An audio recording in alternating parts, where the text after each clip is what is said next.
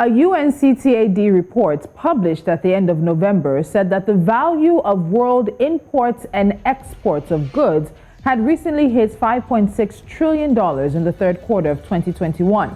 This sets a new quarterly record. Now, new projections in the November edition of the organization's Global Trade Update show trade in goods and services reaching $28 trillion for the year, an increase of 23% on 2020 and 11% compared with pre-COVID-19 levels. But trade's overall strong performance masked that the recovery has been uneven across countries and sectors, the report says. Issues surrounding global trade have been on for years, but the disparities in global trade have been exacerbated by the pandemic. U.S. think tank Global Financial Integrity, GFI, has highlighted one of the issues that has plagued global trade for years. The report focuses on trade misinvoicing. This is where importers and exporters deliberately falsify the declared value of goods on the invoices they submit to customs authorities in order to illicitly transfer money across international borders, evade tax and/or customs duties, launder the proceeds of criminal activity, circumvent currency controls, and even hide profits in offshore bank accounts. By overpricing or underpricing the declared value of imports or exports, traders illicitly move wealth across international borders by hiding it within the regular payments for commerce in the international trading system. Trade misinvoicing represents a major global challenge on two fronts. For customs and tax authorities around the world, particularly in developing countries, trade misinvoicing reflects the loss of billions in uncollected trade-related tax revenue every year. And for law enforcement, this facilitates illicit financial flows, IFFs, throughout the global economy. This is our focus today. We're looking at tackling trade-related illicit financial flows. I'm Tolulope, Adeleru-Balogun. Welcome. This is Business Edge.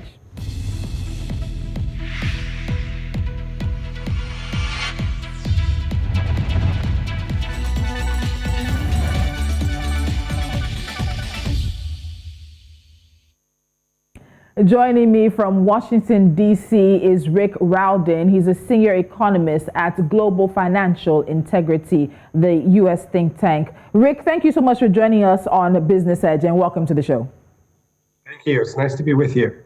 So misinvoicing is just another form of illicit financial flows. And with the background of the world trying to recover from the COVID-19 pandemic, why is this such an important issue of concern right now for global financial integrity? Well, many countries around the world have been really hard hit by the economic fallout from the COVID crisis. Especially many developing countries have a long way to go to really recover from the economic hit that they took. And so more than ever, governments need to be collecting as much tax revenue as possible so that they can help finance the recovery as well as finance the long-term development goals like the Sustainable Development Goals. So it's very important that countries get all the proper tax revenue that should be coming in from trade.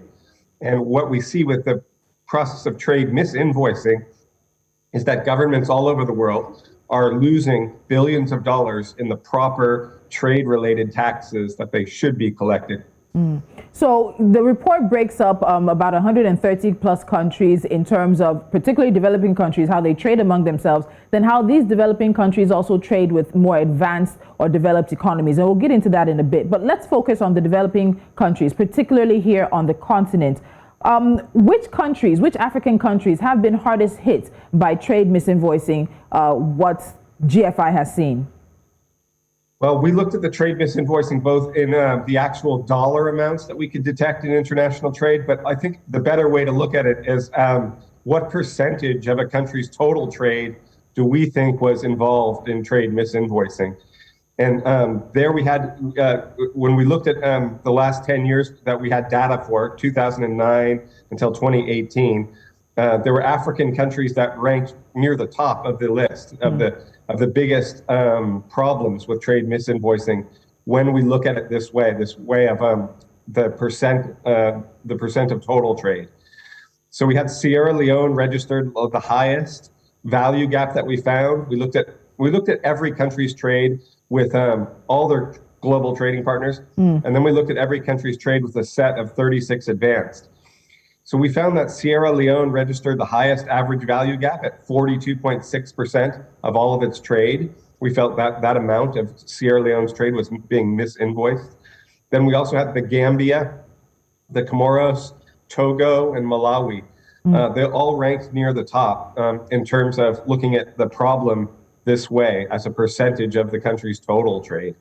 Okay, so you talked about how this revenue, this missing revenue, could be used towards achieving the sustainable development goals as well as long-term recovery for COVID-19 and development overall. But in terms of an economic impact for this gap that's missing, what do you think the economic impact is of the value gaps, especially on these countries at the top? As you said, you have Sierra Leone, you have the Gambia, the Comoros, Togo, and Malawi. What's the impact of this missing money? Well, you think about all the things the government should be spending more on, whether that's health, education, infrastructure like roads or new schools or new health clinics, anything that the government should be spending more on, they can't because they're not getting as much trade-related taxes as they should be collecting. All right. So do you think African countries are taking enough notice of this issue? It was actually with your report that many people understood that there's more to the international illicit flows than just the regular conversations we had. Many people did not know about this sub-segment of misinvoicing. So are African countries even taking notice of this critical issue? Yeah, there's a greater awareness of it. I'm happy to say more and more countries are paying more attention, which is good. But many countries still have a long way to go. I think Nigeria already has it's recently adopted its beneficial ownership registry, and I think I've heard, I'm not sure, maybe I think also now they're going to be connecting the national beneficial ownership registry with a similar beneficial ownership registry for foreign investors that are operating in the extractive sector, oil and mining and gas. If that's the case, I think that's a really good step forward for Nigeria. Other countries also are adopting beneficial ownership registries. And what those things are is basically it's a list of who actually owns the companies. We have a huge problem around the world with anonymous companies that are based in offshore centers or in tax havens. And it's very difficult to find out who even actually really is the real owner of the companies.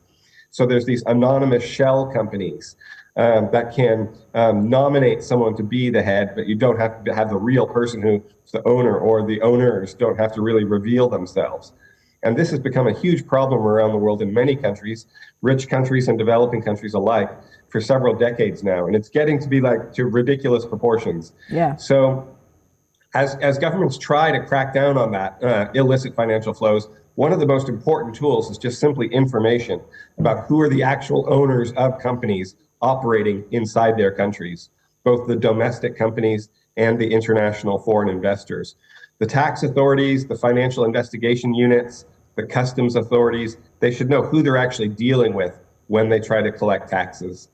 And it's interesting you bring in the international aspect, and we'll get into that before the break. But GFI also identified value gaps in the trade between developing countries in the report and advanced economies. Out of the estimated $1.6 trillion that 134 developing countries lost to misinvoicing, just over half of that, about $835 billion, occurred between developing countries and advanced economies. Explain this, break this down for us.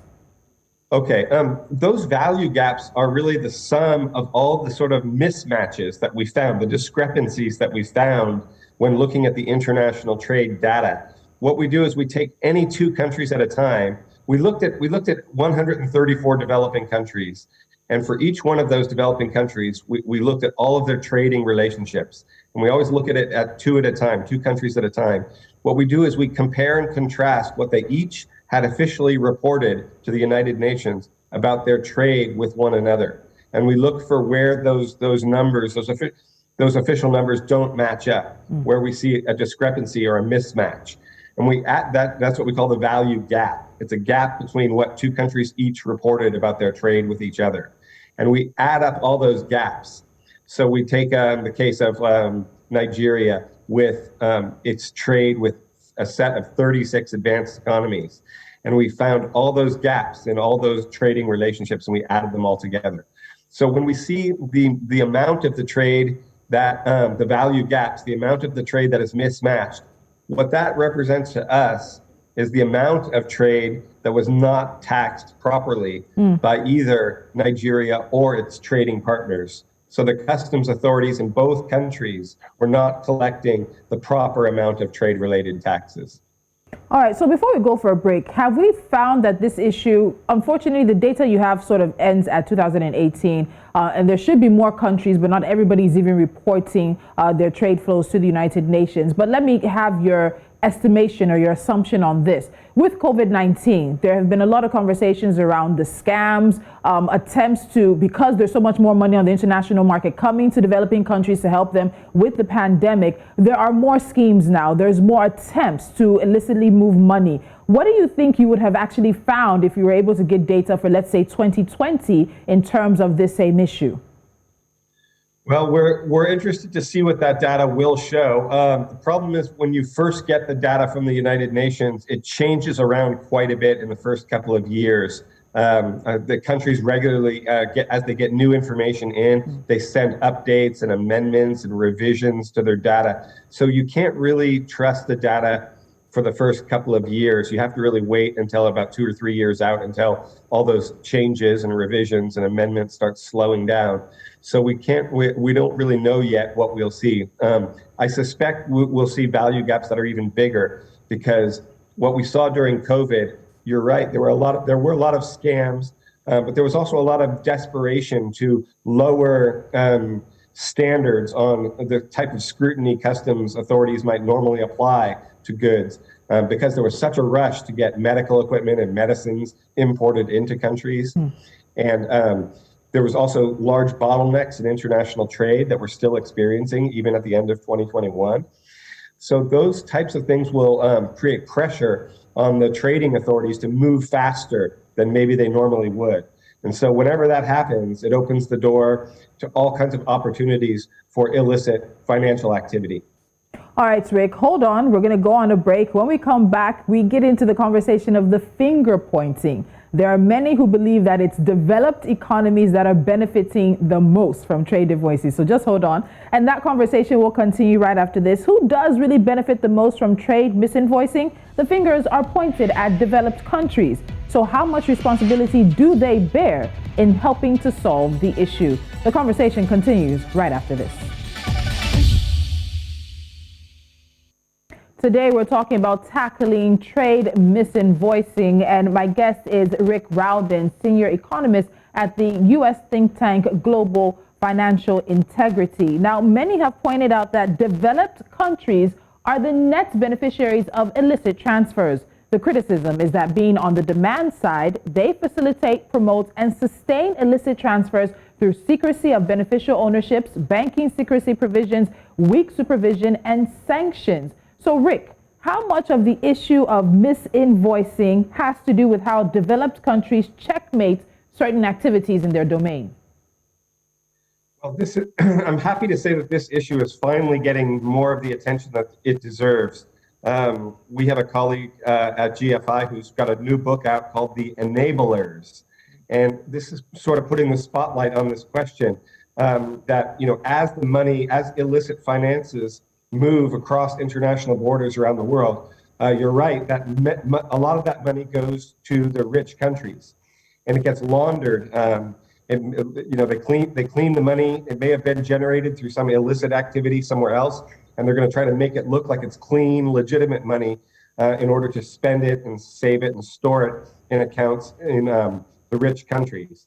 And when we talk about the enablers, this is a whole series of organizations, financial services, which are perfectly legitimate, but they don't necessarily do the due diligence that is required of them to know where their clients' money came from.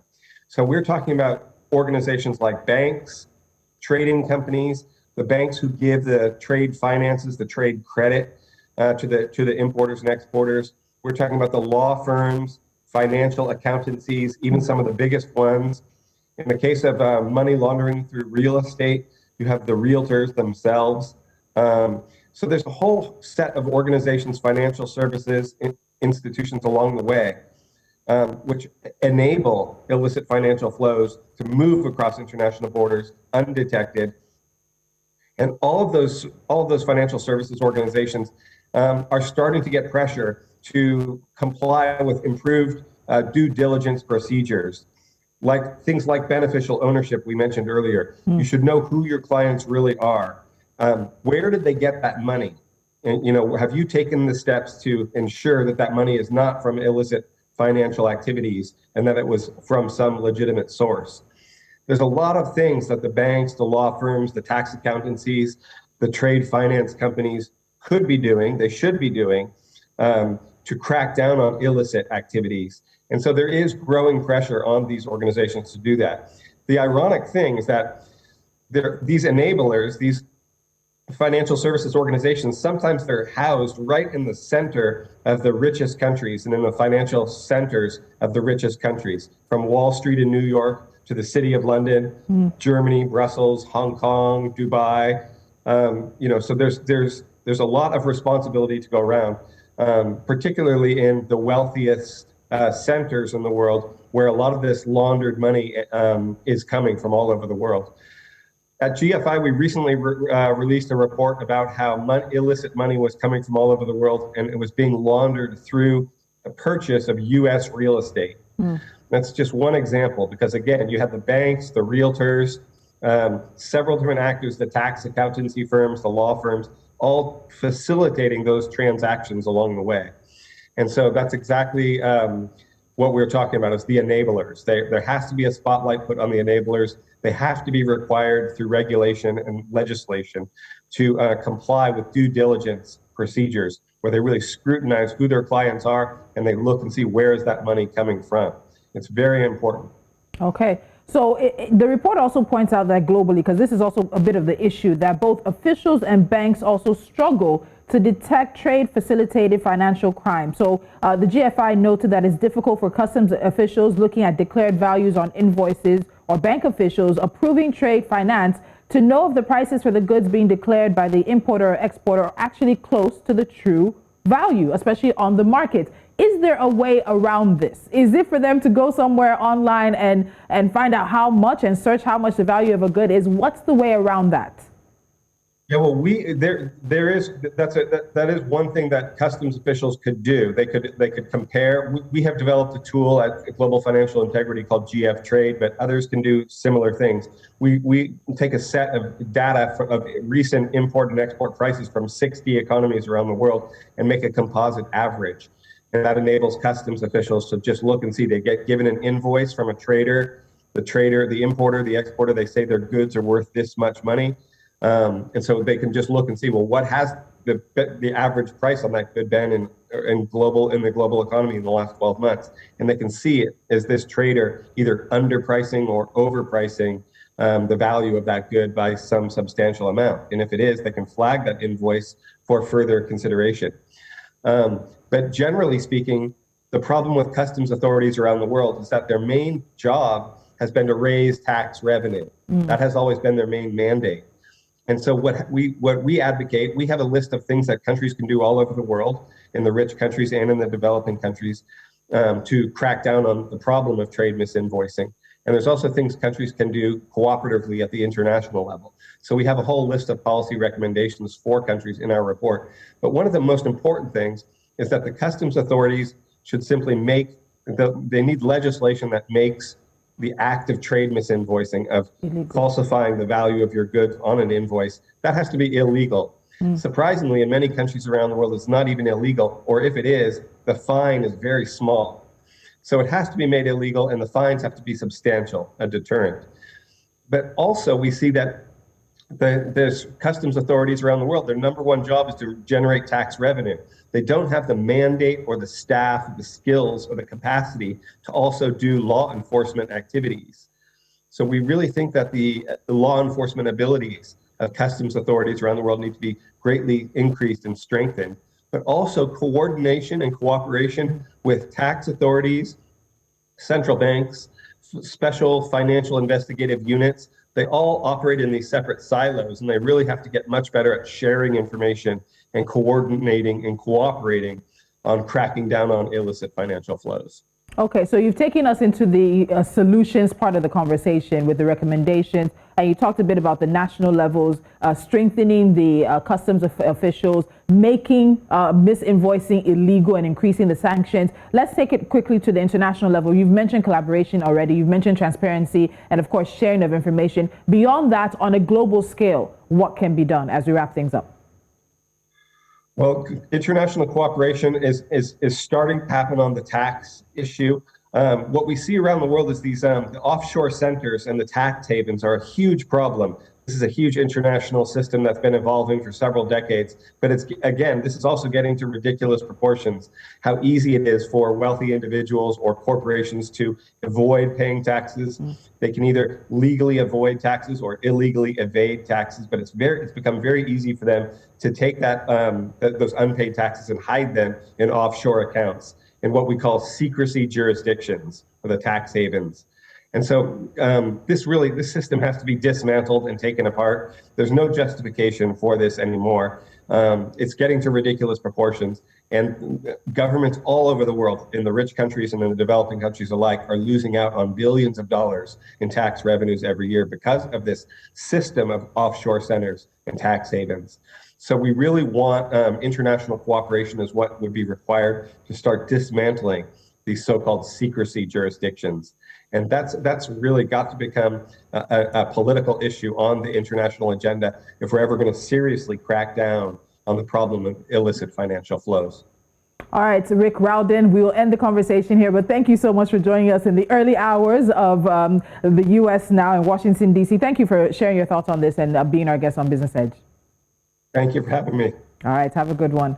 And as he said, this has to become a political conversation, and it's a conversation you might think that African countries must unite as a continent and present their stance to the international community.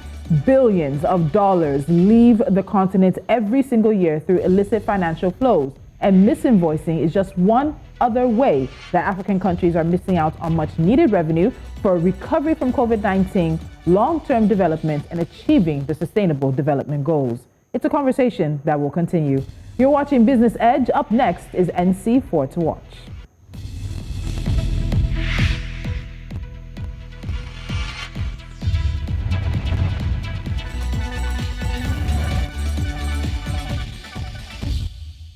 And here are a few stories that are developing that we're keeping our eyes on. We start in the eastern parts of the continent, where the Nairobi Securities Exchange has joined the Sustainable Stock Exchange Derivatives Exchange Network, looking to promote sustainable development through its derivatives markets. Now, the UN-backed voluntary commitment promotes long-term sustainable investments and improved environmental, social, and corporate governance disclosure and performance among its users. Royal Dutch Shell's Nigeria subsidiary, Shell Petroleum Development Company, has declared force majeure on exports of Nigerian Focados crude oil. A statement said the declaration became necessary after the obstruction of a tanker path by a malfunctioning barge. The company says it has started efforts to restore access.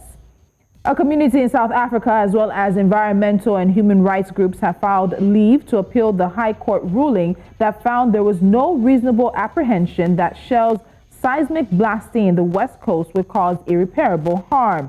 3 groups who lost the application for an urgent interdict earlier in December are appealing because they consider this an issue of substantial public importance. And finally, Amazon Web Services, the cloud arm of Amazon, has suffered a third outage this month, this time due to a power outage that hampered services like Slack, Epic Game Store, and Asana, among others, for some users. According to the official AWS Service Health Dashboard, the issues of power outages are in a single data center. And that's it on this episode of Business Edge. As always, thank you so much for watching. Of course, you can follow us on social media. We are at News Central TV. You won't see me tomorrow because there is a special broadcast as we celebrate Libya's Independence Day. So on behalf of myself and the Business Edge team, we say a Merry Christmas to you and yours, and we'll see you Monday, 11 a.m. West African time, as we put African business, financial, and economic stories front and center right here on News Central. I'm Tolulope, Adeleru-Balogun.